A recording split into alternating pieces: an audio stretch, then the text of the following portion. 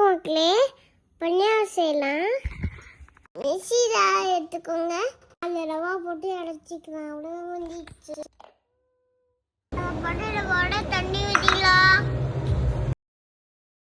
இங்கே பாருங்க மக்கள்,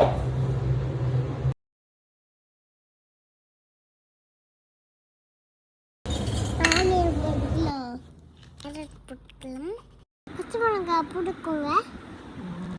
நெக்ஸ்ட்டு ஸ்வீட் கார்ன் போட்டுக்கோங்க. உப்பு போடுங்க. மிக்ஸ் பண்ணுங்க. மாவு ரெடி. பேனில் உடனே தடைக்குவாங்க. கொஞ்சம் மாவு உள்ள போட்டுக்கோங்க. 2 மாவு. அதுக்குள்ள சட்னி அடிச்சுக்கலாம்.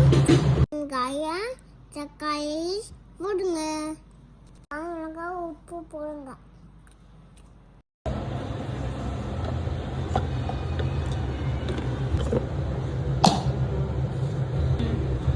சட்னி ரெடி. மக்கள் பாருங்க.